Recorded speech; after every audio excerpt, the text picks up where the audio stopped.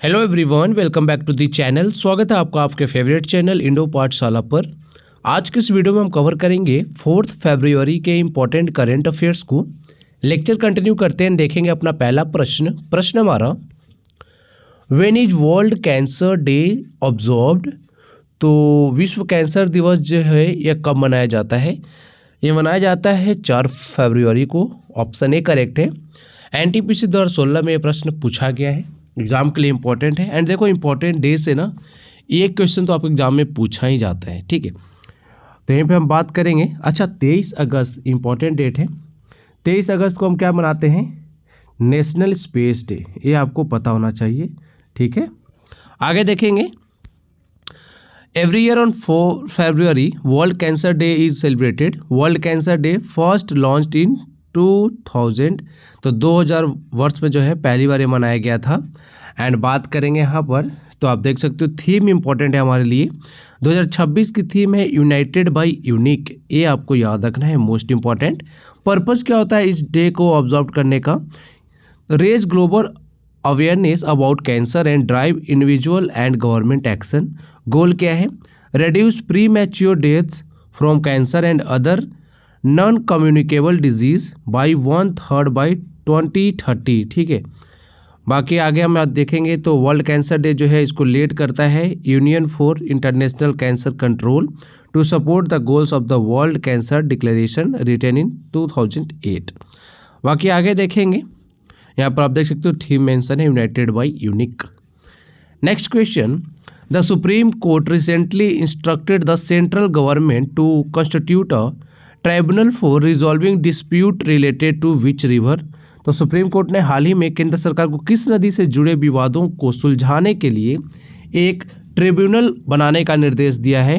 तो ये नदी है ऑप्शन डी, पेन्नयार रिवर, ठीक है। यहाँ पर हम बात करेंगे, सुप्रीम कोर्ट ने ऑर्डर दिया है यूनियन गवर्नमेंट को कि एक जो है आप ट्रिब्यूनल बनाइए ताकि जो भी विवाद जो है ना इस नदी को लेकर, पेन्नयार रिवर को, इसको सुलझाया जाए। तो यहाँ पर आप देख सकते हो विद इन अ मंथ, ये आप ये भी देखिए। डिस्प्यूट क्या है? कर्नाटका चेक डैम या फिर diversion versus Tamil Nadu claim of reduced flow violating 1892 pact. तो यहीं पर दिक्कत आ रही है।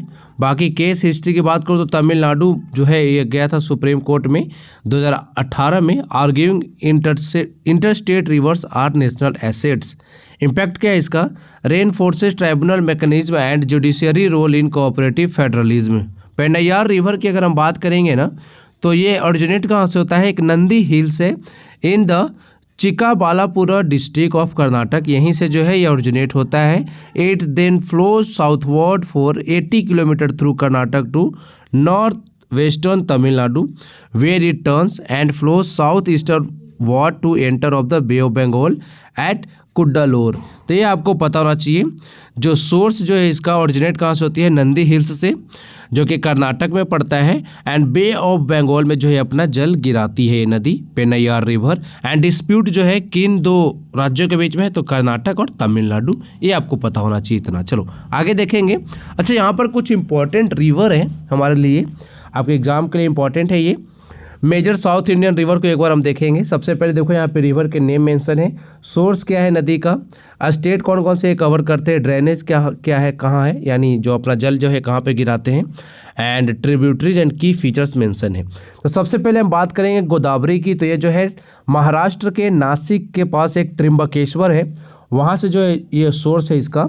एंड एमपी, तेलंगाना, आंध्र प्रदेश, ओडिशा होते हुए ये बे ऑफ बंगाल में जो है अपना जल गिरा देती है। बात करेंगे यहाँ पर सेकेंड लॉन्गेस्ट रिवर है ये, कॉल्ड दक्षिण गंगा। इसको दक्षिण गंगा के नाम से भी हम जानते हैं। Seasonal in nature, fertile delta at Rajahmundry, ये आपको पता होना चाहिए।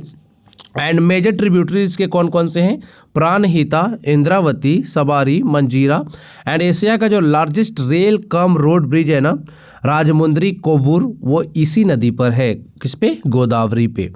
फिर है अगला कृष्णा, ये जो है महाराष्ट्र के महाबलेश्वर से निकलती है ये नदी। उसके बाद जो है महाराष्ट्र में जाती है, महाराष्ट्र निकले तो महाराष्ट्र में तो रहेगी है ना। फिर कर्नाटक जाती है, तेलंगाना जाएगी, उसके बाद जाती है आंध्र प्रदेश। एंड उसके बाद जो है बे ऑफ बंगाल में जो है अपना पानी ये जल जो है गिरा देती है। And one of the India's longest river में ये आता है। मतलब सबसे लंबी नहीं है, लेकिन लंबी नदियों की अगर बात करें तो उसमें जो है कृष्णा का नाम आता ही है। मेन ट्रिब्यूटरीज की जो है ना वो है तुंगा भद्रा। तुंगा अलग नदी है, भद्रा अलग है, दोनों को मिला के जो है तुंगा भद्रा बोलते हैं। ये एग्जाम में बहुत बार रिपीट हुआ है। तुंगा भद्रा जो है ना किसकी ट्रिब्यूटरी है। अदर ट्रिब्यूटरी जो है वो है भीमा, कोयना, घाटप्रभा और मूसी। मूसी नदी के किनारे कौन सा शहर बसा हुआ है, वो है तेलंगाना की राजधानी हैदराबाद। आगे है कावेरी। कावेरी जो है तल कावेरी से निकलती है, जो कि वेस्टर्न घाट का पार्ट है कर्नाटक का, एंड यह कर्नाटक से होकर तमिलनाडु में जाती है, एंड तमिलनाडु के बाद जो है बे ऑफ बंगाल में अपना जल गिरा देती है। इसको जो है life line of south India कहते हैं। Supports irrigation and ancient civilization. Major tributaries के कौन कौन से हैं, हेमावती, काबनी, भवानी, अमरावती एंड नोयाल। नेक्स्ट है महानदी। महानदी के बारे में आप सबको पता होगा, हीराकुंड डैम। अच्छा, यहाँ पे मेंशन भी है।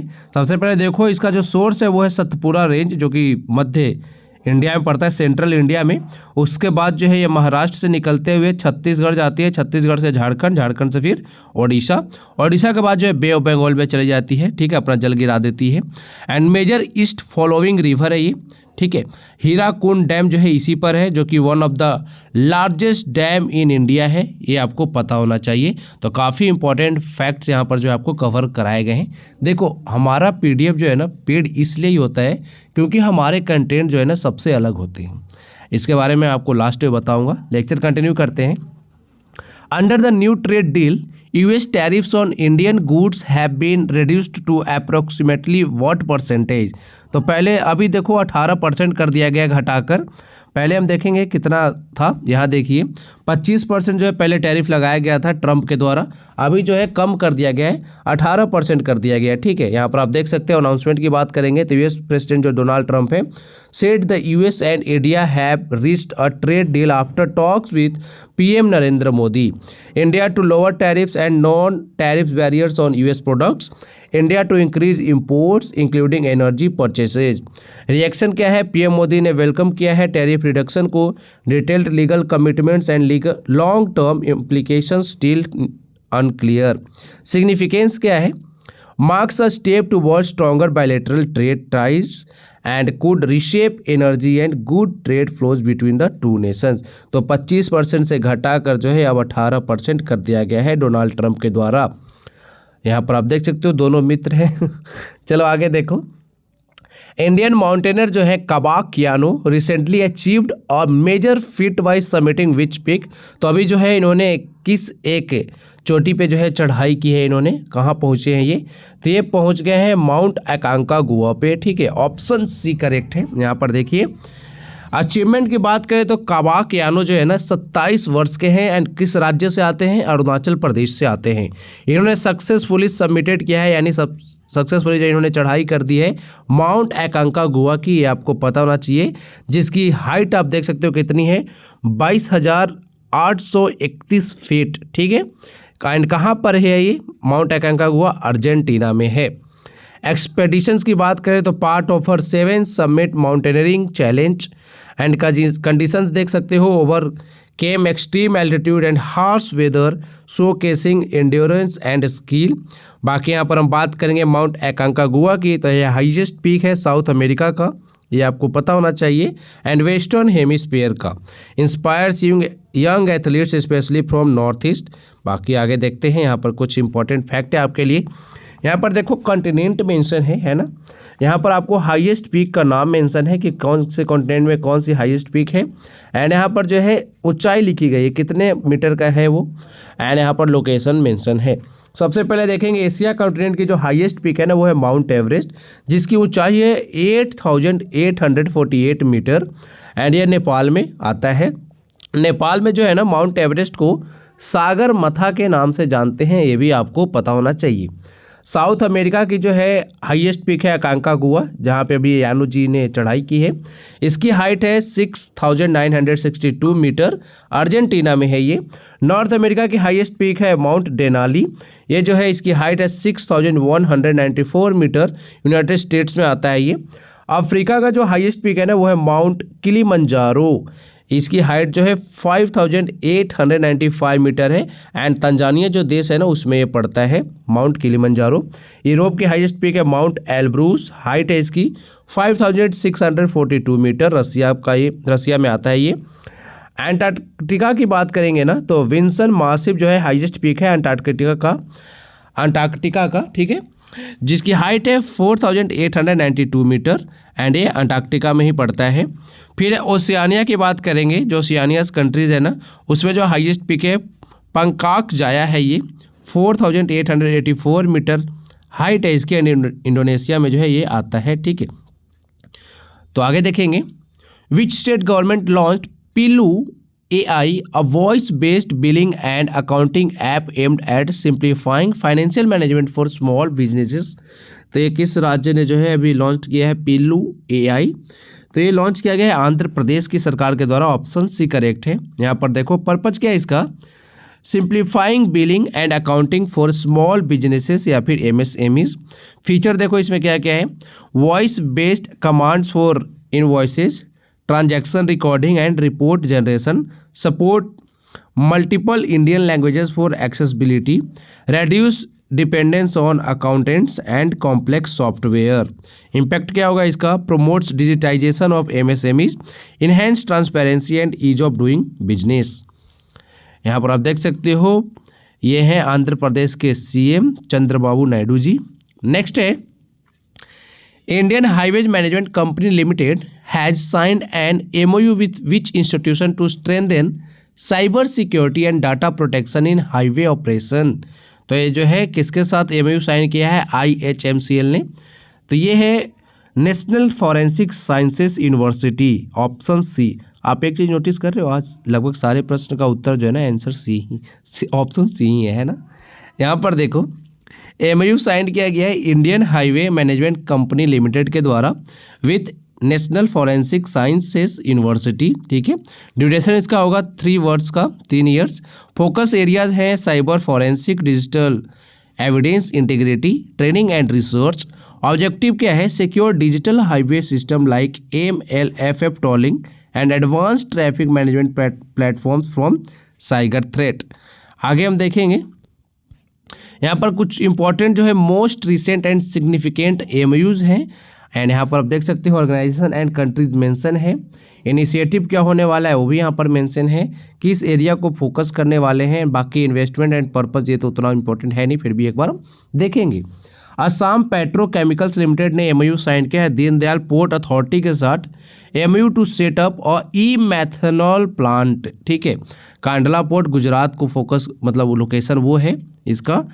एंड 1200+ करोड़ क्लीन एनर्जी जो है इसका पर्पज है। इन्वेस्टमेंट किया गया है 1200+ करोड़ का।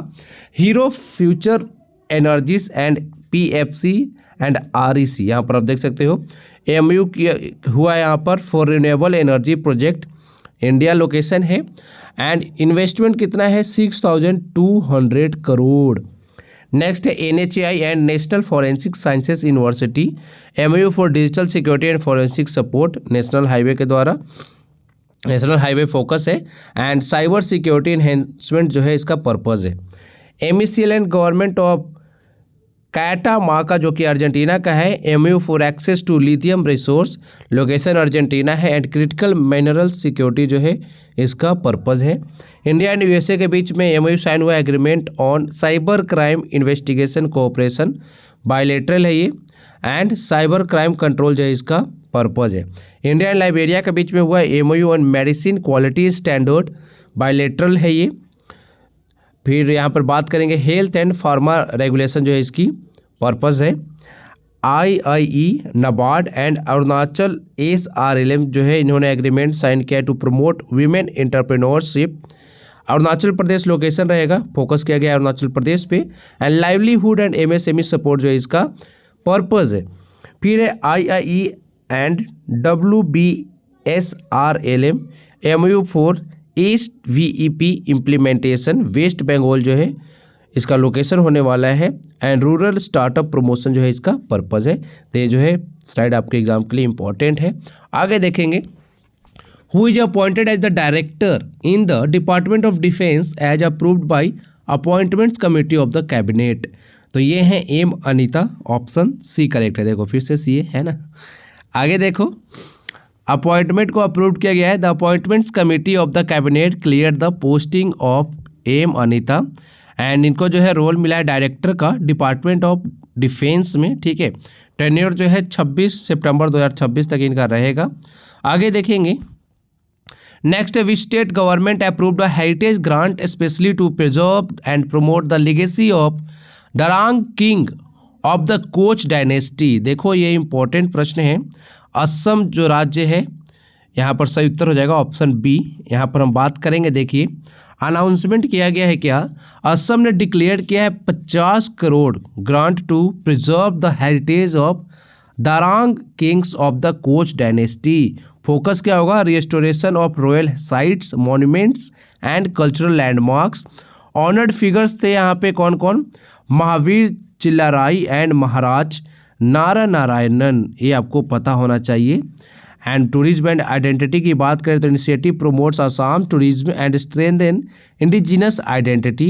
एडिशनल स्टेप्स लिए गए हैं, स्टैच्यू अनवील्ड किए जाएंगे, चिल्लाराई भवंस इनॉग्रेट किया जाएगा and support for all Assam Koch Rajbongshi Sanmilani, ठीक है। यहाँ पर हम बात करेंगे कोच डायनेस्टी के बारे में। यहाँ पर देखो, एंड कभी भी देखो जो हमारे इंडियाज़ के रीजनल डायनेस्टीज़ है ना, उनको इग्नोर नहीं करना चाहिए, है ना। कोच डायनेस्टी की अगर हम बात करेंगे तो 1515 से लेकर 1949 तक जो है ये रहे थे। यहाँ पर देखो इस्टेब्लिशमेंट की बात करें तो 1515 में हुआ था। फाउंड किया गया था विश्व सिंघा के द्वारा आफ्टर द डिक्लाइन ऑफ खेन dynasty and unified coach tribes and established rule in कामात रीजन, जो कि प्रेजेंट डे में असम एंड बंगाल है हमारा। की रूलर्स की बात करें तो विश्व सिंघा थे, नारायणन थे, ये जो है 1540 से लेके 1587 तक रहे। मोस्ट पावरफुल रूलर ये माने जाते थे। Expanded the kingdom to its greatest extent. फिर चिल्लाराई की बात करें तो ये ब्रदर थे नारायणन के, famed general who led successfully military campaign. Expansion and division की बात करें अगर हम कोच डायनेस्टी की तो टेरिटरी स्ट्रेच किया था इन्होंने असम तक, बंगाल, फिर भूटान तक। इन 1581 ये जो है 2 ब्रांचेस में बट गए थे। एक था कोच बिहार जो कि वेस्टर्न पार्ट था, एंड कोच हाजो जो था ये ईस्टर्न पार्ट था। वेस्टर्न में जो था ना continued under the main line, late become a Mughal vassal, and eastern जो था ruled by Raghudev, eventually absorbed into the Ahom kingdom. फिर इंटरेक्शंस की आप देख सकते हो, maintained complex relation with the Mughals and Ahom, balancing diplomacy and warfare. बाकी हमारे लिए उतना कुछ इंपॉर्टेंट है नहीं। लेगेसी की अगर हम बात करेंगे तो survived until 1949 when coach Bihar जिसे हम बोल रहे हैं, जिसके बारे में बात कर रहे हैं, यहाँ पर आप देख सकते हो ना वेस्टर्न पार्ट था ये, merge into independent India as a former British princely state. Next देखेंगे, इनको जो है याद किया जाता है इनके regional power, military powers and cultural contribution के लिए। तो ये जो है आपका कोच डायनेस्टी इंपॉर्टेंट है। फाउंडर का नाम जरूर याद रखिएगा, विश्व सिंघा। नेक्स्ट है, who has taken charge as member human resources of the airports authority of India. तो इनका नाम है निवेदिता दुबे। फिर से ऑप्शन सी करेक्ट है।